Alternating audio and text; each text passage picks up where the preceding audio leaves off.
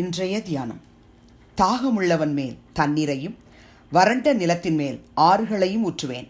உன் சந்ததியின் மேல் என் ஆவியையும் உன் சந்தானத்தின் மேல் என் ஆசீர்வாதத்தையும் ஊற்றுவேன். ஏசாயா 44:3. ஆண்டவரும் இரட்சகருமாகிய இயேசு கிறிஸ்துவின் நாமத்தினாலே இந்த காலை வேளையில இன்றைய தியான நிகழ்ச்சியின் வாயிலாக உங்கள் ஒவ்வொருவரையும் சந்திப்பதில் நான் கிறிஸ்துவுக்குள் மிக்க மகிழ்ச்சி அடைகிறேன். பிரியமானவர்களே, இந்த அருமையான வாக்குத்தத்தத்தை இந்த நாளிலே கர்த்தாவே என்னுடைய வாழ்க்கையில், என்னுடைய பெற்றோருடைய வாழ்க்கையில், என்னுடைய கணவருடைய வாழ்க்கையில், என்னுடைய மனைவியினுடைய வாழ்க்கையில், என்னுடைய பிள்ளைகளுடைய வாழ்க்கையில், என் உடன்பிறந்தவர்களுடைய வாழ்க்கையில், என்னுடைய சந்ததியாருடைய வாழ்க்கையில் ஆமென்றும் ஆமென் என்றும் நிறைவேற்றுவீராக என்று சொல்லி இந்த வசனத்தை உரிமை பாராட்டி நாம் ஜெபிக்க போகிறோம். கர்த்தர் சொல்லுகிறார், அவருடைய தாசனாகிய யாக்கோபுக்கு, இஸ்ரவேலுக்கு சொல்லுகிறார், தாகம் உள்ளவன் மேல் நான் தண்ணீரை ஊற்றுவேன். நீங்கள் தாகத்தோடு இருக்கிறீங்களா? நிச்சயமா உங்களுக்கு தண்ணீரை அவர் ஊற்றுவார். ஒருவேளை உங்களுடைய வாழ்க்கை ஏசாயா 41:17 வசனத்திலே நாம் வாசிக்கிற வண்ணம் காணப்பட்டாலும் கூட சிறுமையும் எளிமையும் ஆனவர்கள் தண்ணீரை தேடி அது கிடையாமல் அவர்கள் நாவு தாகத்தால் வரலும் பொழுது கர்த்தராகிய நான் அவர்களுக்கு செவி கொடுத்து இஸ்ரவேலின் தேவனாகிய நான் அவர்களை கைவிடாதிருப்பேன் என்று சொல்லி வாக்கு கொடுக்கிறார். என் வாழ்க்கையில் நானும் இப்படிப்பட்ட சிறுமையும் எளிமையுமான ஒரு வாழ்க்கைக்குள்ளே இருக்கிறபடினால தண்ணீரை தேடி தேடி தேடி அலையிறேன், அது கிடைக்கல. இப்போ என் நாவு தாகத்தால் வரலுகிறது. நான் கூப்பிடுறேன், கர்த்தர் எனக்கு செவி கொடுக்க மாட்டாரா? என் சத்தத்தை கேட்க மாட்டாரா? என் தேவன் என்னை கைவிடாதபடிக்கு என்னை காப்பாற்ற மாட்டாரா? என்னை தூக்கி எடுக்க மாட்டாரா? என்னை ஆசீர்வதிக்க மாட்டாரா? தண்ணீரை என் வாழ்க்கையில் ஊற்ற மாட்டாரா? தாகத்தோடு நான் வர்றேனேன்னு சொல்லி நீங்கள் கவலையோடு வாசிக்கிறீங்களா?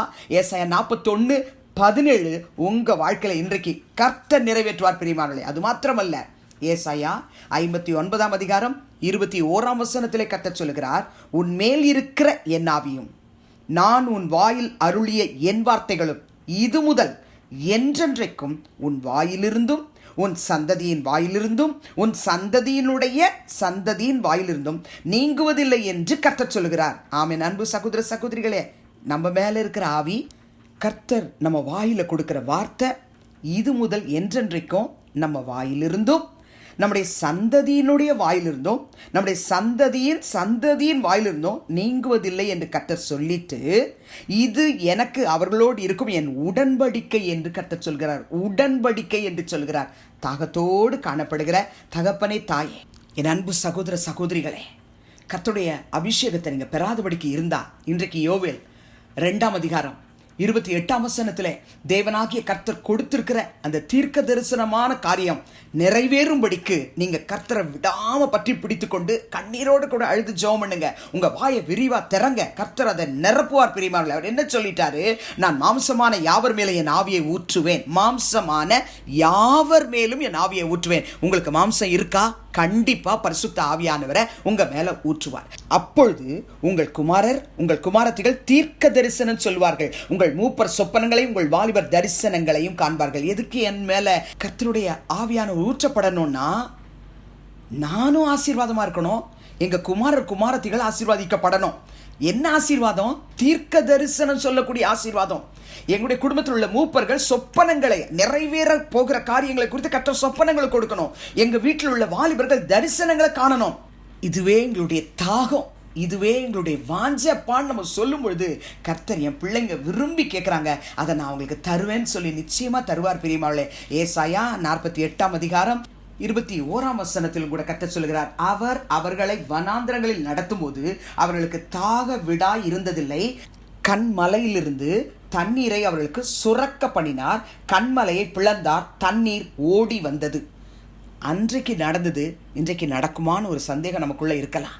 ஆனால் கர்த்தர் அதை இன்றைக்கும் செய்ய வல்லவர். ஏனென்றால் சங்கீதம் 63:1 தாவீது சொல்லுகிறார், தேவனே, நீர் என்னுடைய தேவன், அதிகாலமே உம்மை தேடுகிறேன். வறண்டதும் விடாய்த்ததும் தண்ணீரற்றதுமான நிலத்திலே என் ஆத்துமா உம்மேல் தாகமாய் இருக்கிறது, என் மாம்சமானது உம்மை வாஞ்சிக்கிறது என்று சொல்கிறார். அவர் வாஞ்சித்ததனால தான் கர்த்தர் அவரை நிரப்பினார். இன்றைக்கு நீங்களும் நானும், ஆண்டவரே எனக்கு அந்த பரிசுத்தாவின் அபிஷேகத்தை தாரோன்னு சொல்லி வாஞ்சித்து தாகத்தோடு கேட்கும்போது நமக்கு தருவார். ஜெபிக்கலாமா?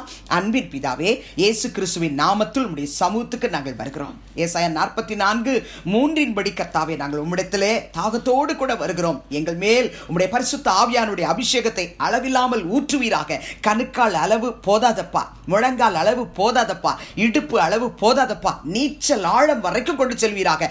வறண்டு போன எங்களுடைய வாழ்க்கையில கர்த்தாவே, நீர் உம்முடைய ஆசீர்வாதமாகிய ஆறுகளை ஊற்றுவீராக. எங்கள் மேல் மாத்திரமல்ல, எங்களுடைய சந்ததி மேல, எங்களுடைய சந்தானத்தின் மேல உம்முடைய ஆவியையும் உம்முடைய ஆசீர்வாதத்தை நீர் ஊற்றும்படிக்கு நாங்கள் ஜெபிக்கிறோம். எங்கள் வாயிலை கிருபையுள்ள வார்த்தைகளை தாரும். எங்கள் குடும்பத்தில் உள்ள வாலிபர்கள் ஆண்டவரே உம்முடைய தரிசனங்களை பார்க்கட்டும் அப்பா. என் தகப்பனை மூப்பர்கள் சொப்பனங்களை காணட்டும் அப்பா. ஒவ்வொருவரும் ஆவியின் அபிஷேகத்தின் நிறைவுக்குள்ளே நீர் வைத்து வழிநடத்த போகிறதுக்காய் ஸ்தோத்திரம். துதிகன மகிமையை உமக்கு செலுத்துகிறோம். இயேசுவின் மூலம் வேண்டுகிறோம் பிதாவே, ஆமென். கிறிஸ்துவுக்குள் பிரியமானவர்களே, இந்த நாளிலே கர்த்தர் தாமே உங்களோடு கூட இருப்பாராக, உங்களை ஆசீர்வதிப்பாராக, உங்களை நடத்துவாராக. ஆமென்.